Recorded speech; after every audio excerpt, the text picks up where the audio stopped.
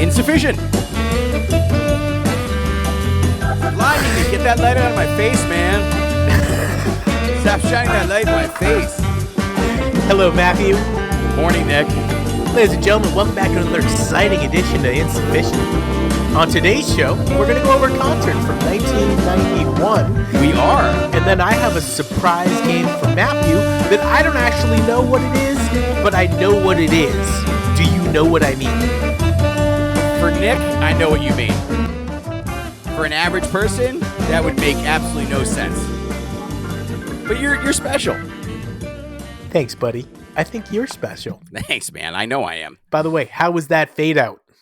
Okay, that was better. Don't fuck with me. Did you get a thing? No. I practiced. What are you fucking... This is not the droid you're looking for. This is not the podcast you wanted. But this is the podcast you got. You're welcome. By the way, click and subscribe to the Insuphishient podcast. We appreciate your comments. Continue to engage us. No. If you're pleasuring yourself to our podcast, we don't appreciate those content or those comments. No, I do.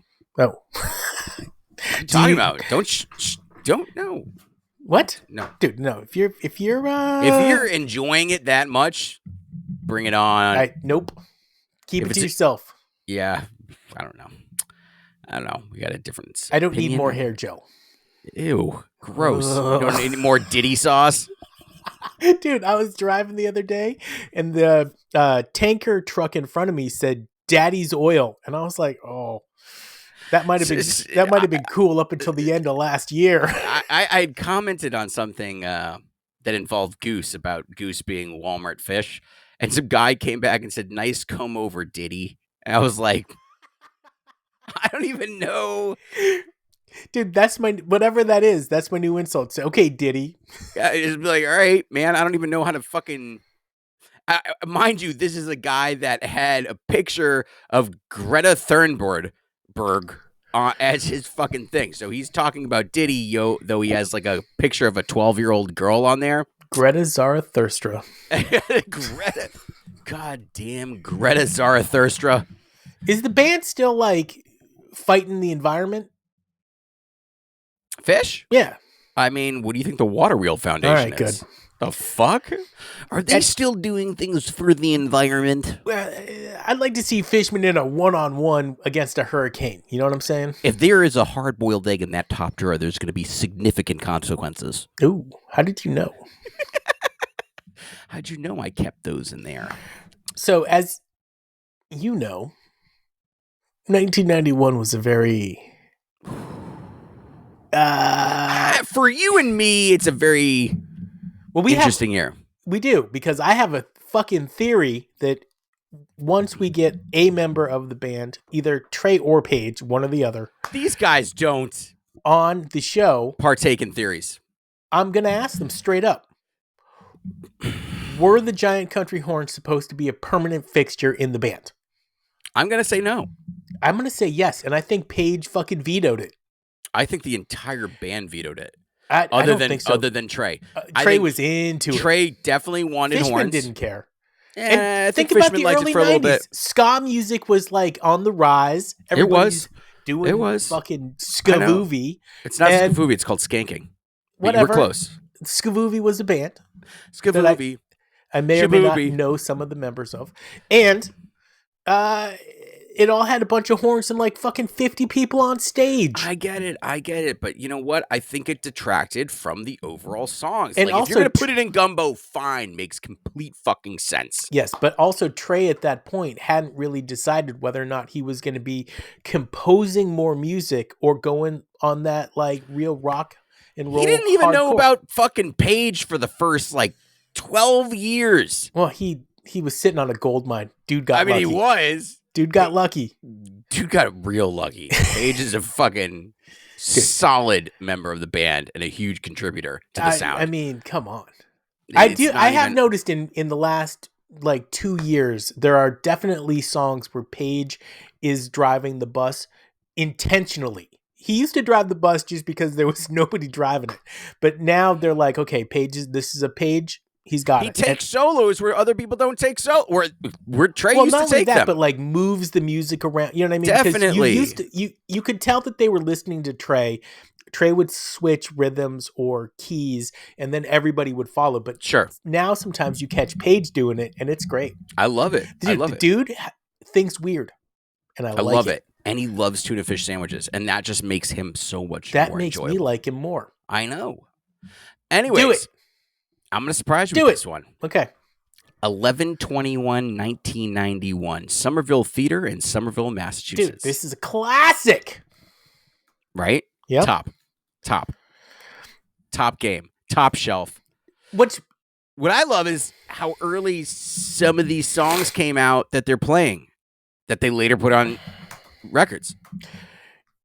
Yes. What I like about this is that you and I live near the Somerville Theater. We do. Thing was like the size of, I don't know, a fifth of a Walmart, like if that. And like, so the band goes from 91, by the way, rocking, but playing summer camps and like tiny little theaters. And then 2 years later, they're doing arena tours. Nobody thought that they were going to bring in a crowd to this area. Yeah. And they did. Dude, they brought a huge crowd. I think it was the Paradise that they were like, who the fuck is this band? They brought there was like 5,000 people outside. They were like, the fuck is going on?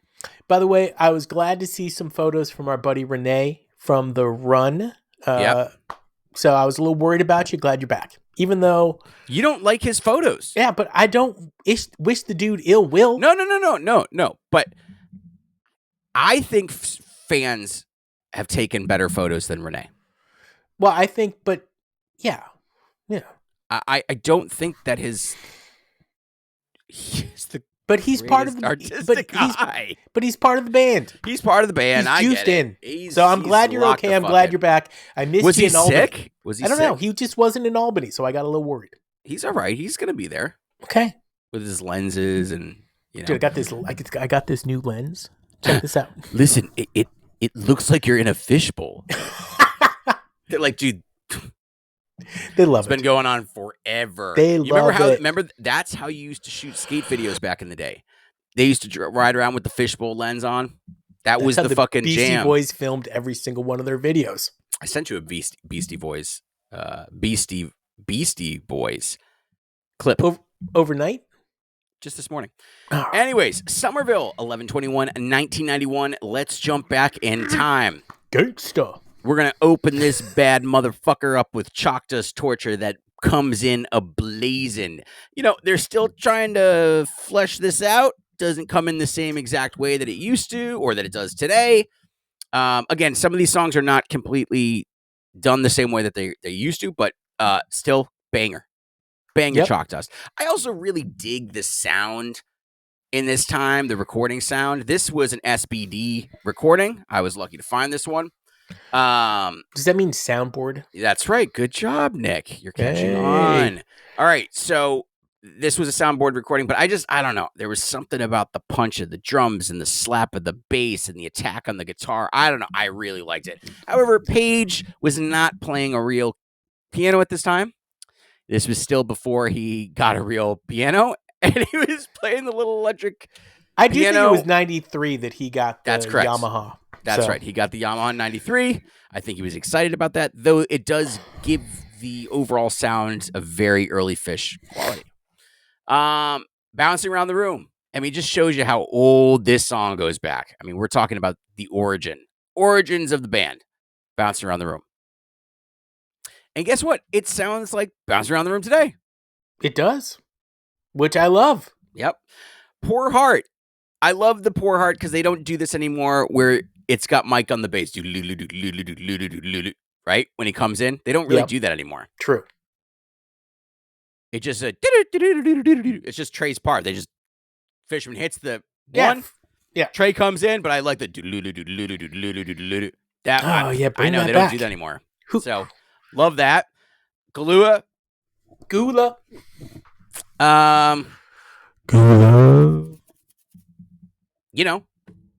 It's Kahlua. It's the same thing. Jesus. It's the same song. What do you want, man? I love the It's song. fine. I love it. By the way, yes. for After you miss one time where I think when we do like recaps of shows, right? Yeah. What do I always give you shit for that you usually start the recap with? I honestly don't know. Sound check. No sound check. Sound check was Dog Log into Poor Heart into Camel Walk back into Dog Log, followed by the Blues Jam. You Enjoy Myself and Blues Jam. Where do you see that? I got people. You got nobody. Dude, Where the fuck do you see that now? Dude, I got... All right, he doesn't know that for sure. I know that absolutely for sure. There's no way for him to know that. There's one way. Yeah, and what way is that? Why don't you I'm not just telling share? you. Dude, why would anybody listen if I gave them our Wait, say it special again. sauce? Say it again. Dog Log into Poor Heart into Camel Walk back into Dog Log, followed by Blues Jam, You Enjoy Myself, and Blues Jam. Poor Heart, huh? Poor Heart. Okay, we'll see about that. Reba. Good Reba. You know, I like it's a so 91 Reba. A 91 Reba. That's when they wrote the song. It's really cool because you start to see glimpses of the beauty that it becomes later on with the jam. They don't break it down to the silence that they do now. Yeah. But it still rocks. They did that a lot over the New Year's run where they would kind of hit the musical interlude part and everybody stopped playing. I love it though. He just gives and then they layered it back. The hush tone. Into Foam. I mean, you know, they always crush it during this time, dude. They're just so fucking tight. So tight during this time. Foam. It keeps getting thicker. Horn. And it keeps getting harder. Horn, you know. So I'll pick you up at 8. It's not exactly, the beginning is a little, they haven't figured it out yet still, but they're working on it. I love this song. Yeah. I love this song. Split Open and Melt has all the great qualities to it. They, you know, the thing about the jamming at this time, the thing about the jamming at this time is they really weren't so great at it. They were very exploratory. They didn't know how to really connect pieces to one, you know, it wasn't like a fluid motion. They had a lot of jazz in there, which I really love. A lot of the jazz chords. Trey was huge into jazz, and I think that it shows so much in these earlier years. But not the Split Open and Melts we're used to. You still have the odd hits, but still needs some work. What do you got to say? I feel like you're I'm holding really back. excited for you to keep going because I have some distinct memories of listening to this show. And when you get to a certain song, I have got something to say. Hello? I'm here. You're not, see, the thing is you're not looking at me, so you have no idea. I'm looking at you right now. No. All right. Esther, no surprises. Sweet. Here, probably some of our first glimpses into the Mike's groove. Mike's song, and they lay heavy into the Mission Impossible theme. Yep. Of course, as always. Love it. Kind of like falls apart and drifts away at some point in the jam.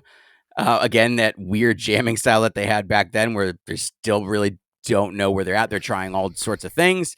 So it doesn't have the necessarily cohesion of rock and roll, but it's still really cool. It's really cool. I'm Hydrogen. Yes, you are. Wikipog Groove. Here we go. Yes. Here we go. Oh my God, dude, this Wikipog is insane. Yeah, so it's good. Some people say it was the beginning of what they called a reprise Wikipog, where the band just stops playing and then starts up, and then stops playing and then starts up. And how they do that is so fucking impressive because it is like, how do you just turn it off? It's like a switch and then turn it back on, and there's no loss. So this is what so good. I hate to rag on Goose a little bit more, but I have to, because at this time we don't have to. Trey did. His favorite band is Geese. Yes, Geese. At this time, this is a similar maybe a similar, around the same ages, maybe. They might have been a little younger at this time, but oh my God, were they tearing it up so much more than you are. And they had a lot less fucking equipment to do it with. And they were just showing their sheer talent. You guys aren't doing anything like that. Not even fucking close. And I think I don't like it because the guitar player is so fucking smug. He's such a smug little bitch. Fuck? Yeah, he looks, he needs a fucking pump in the dick. Wow. Yeah. Just a smug little shithead with a beard that doesn't fully grow in. I can't stand him. Anyways, I think what it was is when they went to the King Gizzard show and the motherfucker asked for a green room and it wasn't even his fucking show. By the way, I was reading something about King Gizzard. Those dudes are dicks, but I can't remember. Are they? Yeah, but I can't remember what it was. Oh my God. I still like their music. Yeah, no. And they're British. Yeah, which is why they're dicks. I expect it. Are they prog rock? They got some like hints of like metal in there too. Ooh, I also heard that Trey did a headbands, which is Ari's show, which makes me angry. I know. But the headbands is Trey talking about all the new musicians from 2024. So you don't have to talk about that.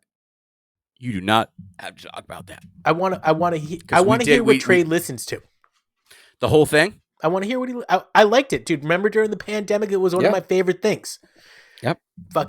Trey Anastasio on the ones and fucking twos. I'm kind of curious to see what we know he likes Geese. Dude, Geese is pretty good. I've been rocking that a little harder than I should. You get in the car, it's good driving music. And now Parcels has not, I think they've probably been around a little bit longer, but I love their shit. I've been rocking hard on Parcels. Yep. Very cool.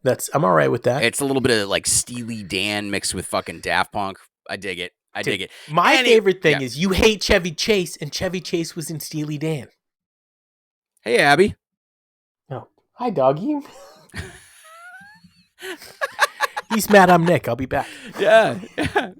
What's up, pup? Dude, my dog is so weird. Like, I'll just be chilling, and your dogs probably do this too. Every dog probably does it. My last dog did not. But they just come over and they're like, hey, do you need some affection? And then like starts giving you licks. Yeah. Mr. Whistle does that for me. What? That's what I call Odie sometimes. Dude, Mr. Whistle. I've never heard Mr. Whistle before. That's awesome. I have heard you refer to your penis as the whistle missile, which I don't want to know why. A glimpse into Matt's sex life. Okay. Yeah, like hovered above and like a fucking in suspension. Coming down. Little shorter than set one. Opens up with a great set one opener. Wilson. Love it. Again, they didn't figure it out then, right? Well, no, but that's the beauty of it. Didn't.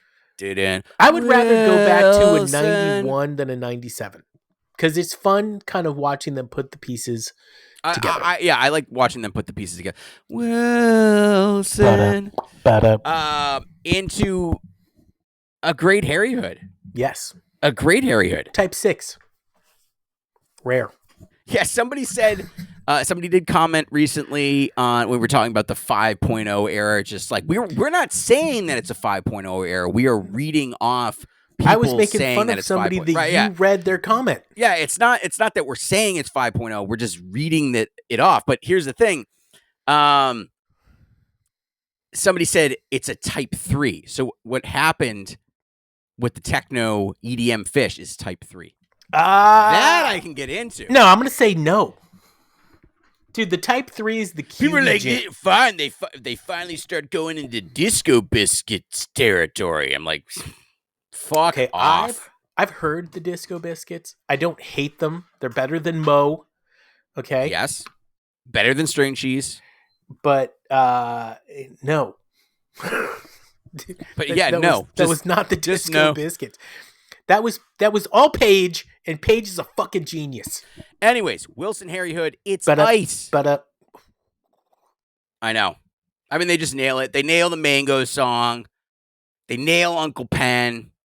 Dude, crazy, really cool tweezer. Yep. Really cool tweezer. Into the man who stepped into yesterday. Into Avina Malkanu. Into the man who stepped into yesterday. And then ending with Runaway Jim. Now, so here's the only problem with the man who stepped into yesterday. By the way, this was a benefit for James Bay. Just so you know. Obviously. With proceeds benefits organizations fighting the James Bay's hydroelectric projects. I don't wonder what that was back in 91, hydroelectric projects. They're fighting the environment again. Reba contained Dave's energy guide, motherfucker. Okay, so as always. Anyways, encore. we do a back-to-back encore with some acapella, Memories, Sweet Adeline. Memories. Without microphones, obviously. Ending with Golgi Apparatus. Shh! Quiet! Shh. I know, fucking assholes. Wikipog included Charlie Chan and the Simpsons Signal on the Broadway teases. Hood contained a Bewitched, Bothered and Bewildered tease from Trey. Memories of Sweet Adeline were performed without microphones. This is a rating of 4.3 on the Phish.net scale, which I don't know what the fuck that means. It was a good show. He's Matt, I'm Nick. We are insufficient. See, that's when we have to hit it. Right before the... Click and subscribe. If you like what we're doing, dude, which is different than what most people are doing. Like and follow. Like and follow. Click and subscribe. Get involved. He's MF Crothers. I'm Dad the fucking kid. Without the fucking. Yeah, but don't... Why do you gotta say my last name? Everybody knows. Everybody already knows. Dude, at one point you gave out your address on the show. I don't think I ever did. In 1.0, you definitely did. Don't go looking for it. I don't think you can find it. Definitely not. All right. Look, bitches get stitches.